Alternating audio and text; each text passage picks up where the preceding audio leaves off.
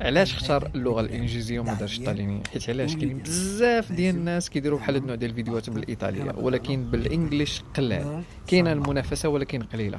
في المغرب مثلًا تبغي دير ليا طاجين نديرو بالإنجليش، ما غديروش بالعربية حيت حنا كنا كنعرفوا نديرو الطاجين، إلا درتيه بالإنجليش غتقيس الناس ديال العالم كامل.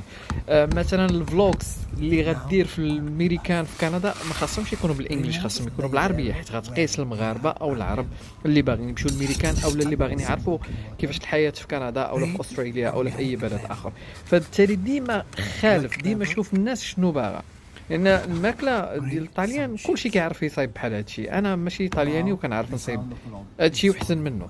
لكن واحد في بلدان أخرى بحال مثلًا بريطانيا أولا أستراليا أولا في العالم كامل يعني العرب ما كيعرفوش يصايبوا بحال هاد الباستا، والمغاربه ما كيعرفوش يصايبوا بحال هاد الباستا، ديما كيديروها معجنه، ما كتكونش al dente، ما كتكونش هكا خفيفه، ما كتجيش ثقيله. فبالتالي ديما شوف الناس اشنو باغا ودير المحتوى ديالك